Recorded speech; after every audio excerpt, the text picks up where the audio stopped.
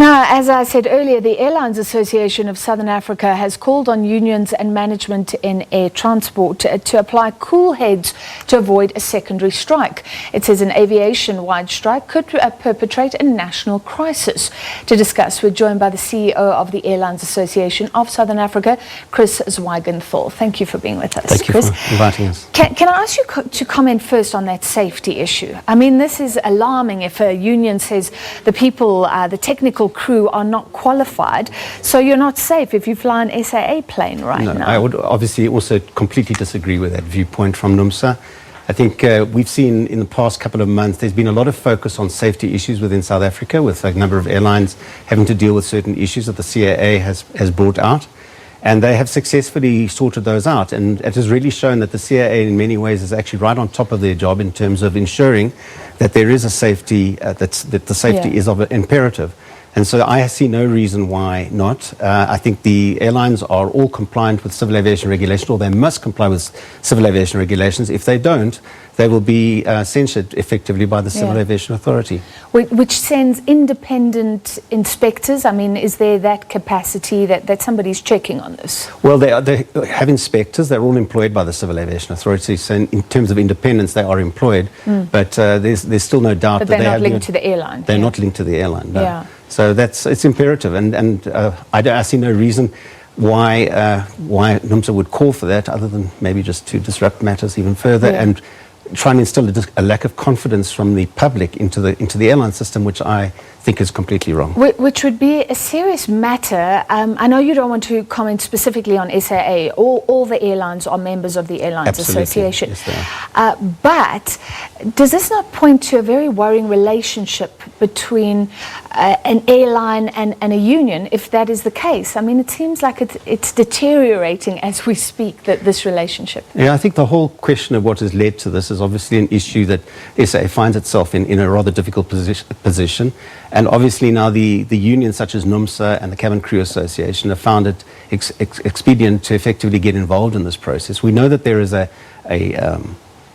salary negotiation on the go. There are other issues related to the future of SAA. At the same time, to actually bring these sort of matters to the fore and try and cause real disharmony and discomfort and lack of confidence in the public and the users of the air transport system is actually very concerning. Yeah. And you're calling for cool heads. I think we could cool heads. I'm very much in favour of sitting around tables and sorting it out. I know that NUMSA have said they haven't made much progress, but I still believe there is certainly room for progress, especially if you take account of the statistics that you quoted in the beginning of the segment, where you talked about the value of the aviation industry to South Africa. It's huge, and the numbers have been quoted there, and it's imperative that we take note of that, because if we start to look at the impact in shutting down the aviation industry, tourism, travel, every aspect that is related to that, including AXA, ATNS, they will lose revenue out of this process, and therefore that also puts them under pressure. And I just think it can be avoided, and let's find a solution. So much so that you're saying it would be a national crisis. So, I think it would be. You see it as very serious. Well, I think so. If you consider trying to stopping the aviation system and stopping airlines operating, I think you have a major problem in terms of the ability for business people to get around, and then obviously it does impact leisure people as well. But in tourism, for example, and the president has made tourism number 2 of his national objectives. As soon as we start doing this and people are unable to get around, you start to impact the achievement of those goals. And so we're looking for, let's sort this out and do it sensibly. So it is some way off, because apparently the airlines need, the unions would all need to give 7 days notice. Even with SAA, we've seen 2 unions on strike, one holding out. Yes. So it would be hard to get everyone to join. Do you think an aviation-wide strike is a possibility? I would hope not. But I really say... It would be hard to organise. I think it would be hard to organise, but the fact is that you do need only a couple of unions and people to disrupt, so that you could actually start disrupting in a wider scale. So, cabin crew are important, pilots are important. If you don't have those two in in the aircraft, you don't fly aircraft. Yeah. But I think that what we're seeing as well is that even though with the NUMSA strike, the fact that SAA is able to get into the air with its international flights, and I understand its regional flights are going to start operating possibly from tomorrow, indicates that they do have people that are able to fly and will take up the mantle of providing the service that you need for the customers. And again, you're telling those travellers, anyone who's booked, that they will be safe on those planes. Without any doubt. I think if there's any problem, I think I heard it as well in the soundbite that the Civil Aviation Authority said, bring us incidents. And in the absence of incidents, there's no reason to fear it. I think that it's irresponsible to have made the statements without backing up anything of that nature. Yeah. And as I said, the Civil Aviation Authority has a mandate and has the right and an oversight responsibility to ensure that the aircraft are safe and that the airline operates in a safe and responsible manner. In an ironic way, is an indefinite strike perhaps encouragement for all airlines to outsource, which the unions hate. They hate outsourced services, but it means then if there is a strike, you have different companies. It's not all your workers going on strike. Yes, I suppose that is the case, but I think it's not necessarily the long-term solution.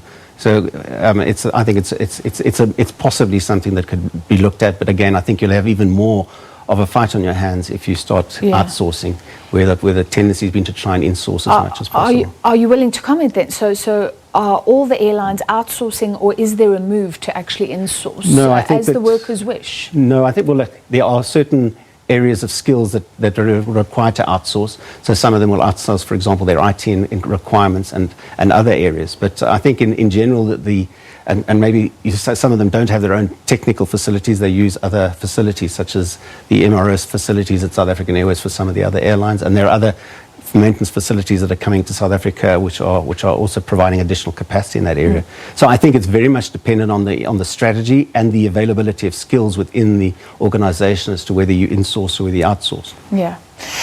Do you know right now, is there an impact on other airlines? I mean, some of them are trying to accommodate SAA passengers. I presume SAA pays for that, so it's no skin off their back. But maybe connecting flights, maybe just concerns about this secondary strike. Well, I think it depends entirely on the amount of ability of the other airlines domestically that have been able to pick up those passengers and transport them. I do know that a lot of the other airlines have put additional capacity on to try and ensure that people do not miss their flights. Will be actually able to make connections. I think that you still do have a situation where some people have definitely probably missed out their flights and people have cancelled, so that is a loss to the industry, and we hope that they obviously will reconsider their flights and maybe book on a later flight, and they obviously got the ability to get a refund if they decide to cancel, but that is a loss to the industry. So Chris, we appreciate you coming in. We're running out of time. How would you sum up sort of the state of the airline industry in Southern Africa right now?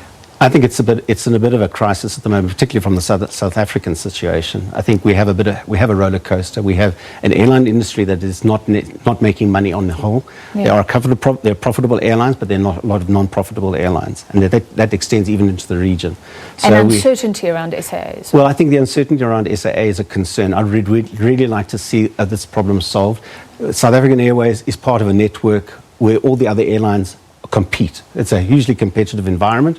So obviously, if there's a problem with South African Airways, others will step in and try and pick up the slack. When SA gets back into that market, they're going to have to try and recover that market, and you're going to see quite a bit of a competitive environment. And we hope that this obviously good for the customer, but at the moment the uncertainty for the customer is actually the biggest concern, and ultimately it's the passengers who pay the bills that give the revenue to the airlines. All right, thank you. So warning against an industry-wide strike. Thank you very much, the CEO of the Airlines Association of Southern Africa, Chris Zweigenthal.